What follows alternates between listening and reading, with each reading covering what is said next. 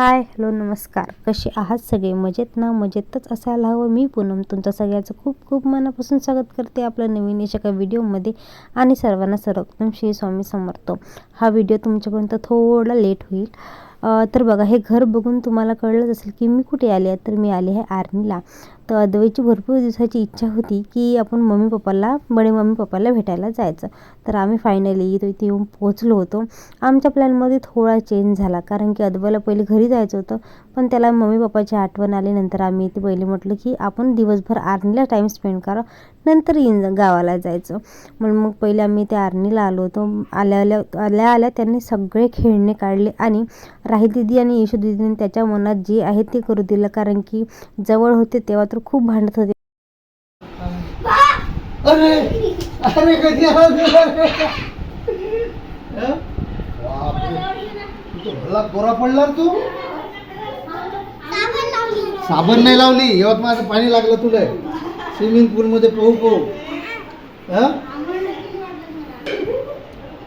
Mummy पप्पांच्या एवढा अंगावरचा आहे तो की मम्मी पप्पांना पण आम्ही जेव्हा इथून गेलो ना तेव्हा त्यांना पण खूप वाईट वाटलं आणि आम्हाला पण खूप वाईट वाटलं, कारण की एवढे लहानपण अद्वैचं पूर्ण जे बालपण आहे, लहानपणापासून तो तिथेच राहिलेला होता आणि त्याला त्या गोष्टी विसरणं खूप कठीण जात होतं. आणि त्यांना पण, कारण की एवढे वर्ष राहिल्यावर सगळं एकाएकी सोडून जाणं आणि सगळं विसरणं हे खूप कठीण असते. कारण की मलाच एवढं जवळ गेलं तर अद्वैला तर विचार करू शकत नाही की किती जवळ गेलं असं. प्रत्येक गोष्टी ॲडजस्ट करणं, आणि इथं कसं त्याला लहानपणापासून इथं राहिलं तर त्याला कम्फर्ट झोन होता हा.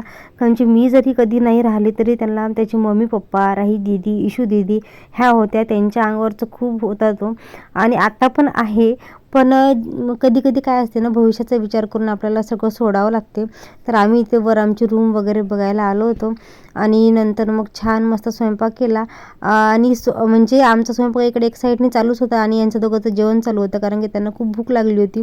आणि आम्ही थोडं उशीर आलं, पहिले वगैरे चहा वगैरे घेतला. मग ताईला म्हटलं की आपण आरामात स्वयंपाक करूया, आणि ताईनं आम्हाला धोंडफळ वगैरे दिले. अधिक मास चालू आहे, अधिक मास महिन्यातच आम्ही आलो होतो. तर ताईंची अशी इच्छा झाली की तुम्ही एवढ्या चांगल्या दिवसावर आले, तुम्ही तुमचं धोंडफळ करेन. तर त्यांनी मस्त छान पुरणपोळी आणि रसाचा बेत केला होता. दोघींनी मिळून छान मस्त स्वयंपाक केला. माझ्यापेक्षा जास्त ताईंनी स्वयंपाक केला, मी थोडीफार त्यांना मदत केलेली आहे.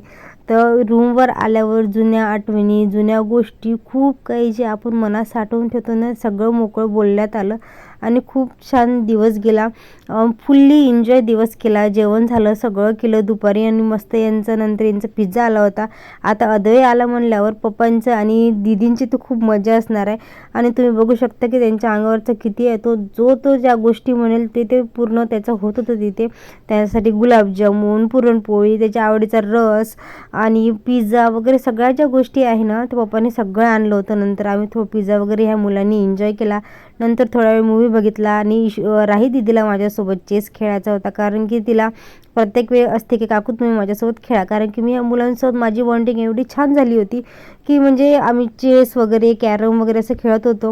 आणि तिचा एकच हट्ट होता का काकू तुम्ही माझ्यासोबत एकदा तरी चेस खेळा. मग चेस खेळला, नंतर पुन्हा कॅरम खेळायला लागलो. हम साथ हे मूवी एन्जॉय करत करत सगळ्या गोष्टी चालू होत्या, गप्पा गोष्टी चालू होत्या. आणि अद्वैने बघा किती सारा रायदीचे पसारा काढला होता, भांडे काढले होते. पहिले राही बिलकुल त्याला हात लावू देत नव्हती, दोघांचं कसंच पटत नव्हतं एकत्र होते तेव्हा. आणि जेव्हा आता दूर झाले तेव्हा त्यांचं प्रेम एवढं उतू चाललं होतं की राहीने सगळ्या गोष्टी त्याला खेळू दिलं की तू काहीही पण घे, मला काहीच नाही वाटणार. तो एवढा खुश झाला की रायदीने मला सगळ्या गोष्टी दिल्या. एकत्र होतं तेव्हा सगळ्या गोष्टी एकमेकाच्या गोष्टीकडे हा बिलकुल हात लावू देत नव्हते, बिलकुल भांडत होते. थोडा वेळ खेळायचे, थोडा वेळ भांडायचे, पण त्या बहीण भावांचं प्रेम काही हे वेगळंच आहे. आणि मस्त दोघे मिळून छान आम्ही दोघींनी कॅरम खेळला, त्या दोघींनी मस्त ईशू दीदींनी आणि अधूनी भांडे खेळले. आणि ईशू दीदीच्या अंगावरचा पण खूप जास्त आहे, पण भांडतो सगळ्यात जास्त हा ईशू दीदीसोबतच. तो बघा किती छान असं मजा चालू होती आणि नाटकं खूप जास्त करतो तो. खूप मस्त मजा आली दिवसभर तिथे, टाइम स्पेंड केला आम्ही. आणि फायनली आमची जायची वेळ निघाली होती. नाही पप्पी घे, तिची चांगली घे ना, गालाची घे, तशी नाही गालाची.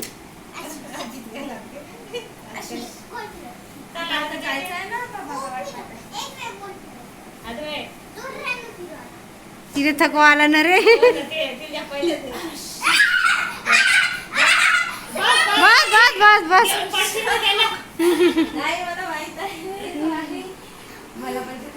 आमच्या आयुष्यातले 6 वर्षे या रूमवर गेली आणि फायनली आता आम्ही घरी चाललो आहे.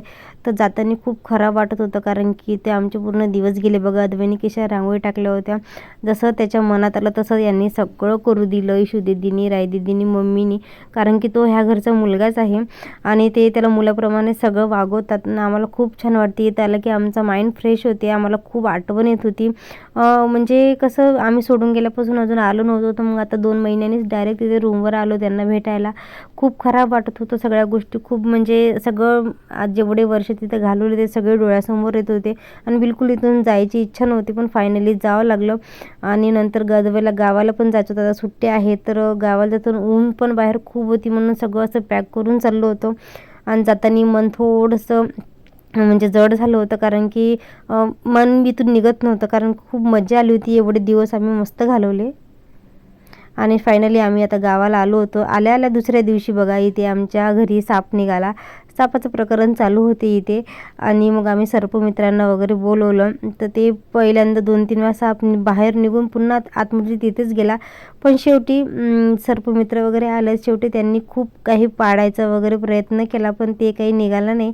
आणि दिवसभर जे आमचं आहे ना ते साप बघण्याचं टेन्शनमध्येच गेलं, कारण की जोपर्यंत ते सापडत नाही तोपर्यंत आपल्याला करमत नाही, भीती वाटते. आणि नेमकं माझ्या बेडरूमच्या खिडकीच्या खालीच ते साप होता. तर एनी टाईम माझे 4-5 दिवस मी खिडकी काही उघडली नव्हती. भीती वाटत होती, सतत मनात भीती होती की असेल का बा काय वगैरे. तर त्यांनी खूप फोडणं फाडणं केलं. सर्पमित्रांनी आली होती मुलं, लगेच 5-10 मिनिटातच ते मुलं आले, कारण की ते जवळच राहतात. तर बघा त्यांनी खूप असं फोडलं भिंती वगैरे, आणि तरी पण ते काही सापडलं नाही. अचानक माहीत नाही ते कुठे निघून गेलं.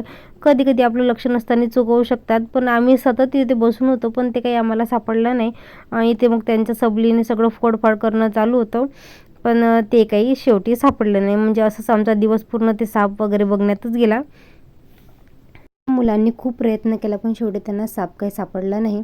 आणि माहीत नाही अचानक तो कुठं निघून गेला. तर त्यांनी हात वगैरे टाकून प्रॉपरली सगळं चेक करून वगैरे पाहिलं, पण ते काही जमलं नाही. तर मग आम्ही हा विषय सोडून दिला, म्हटलं जाईल कुठेतरी. शेवटी मग आमच्या इथे धापोडे करण्याचा कार्यक्रम चालू झाला होता, कारण की आता उन्हाळा आहे आणि आम्ही आलो आहे म्हणून छान मस्त इथे धापोडे करणं चालू होतं. तर अशीच आहे आमच्या गावाकडची मजा. चला तर मग व्हिडिओ मी इथेच एंड करते. Bye bye.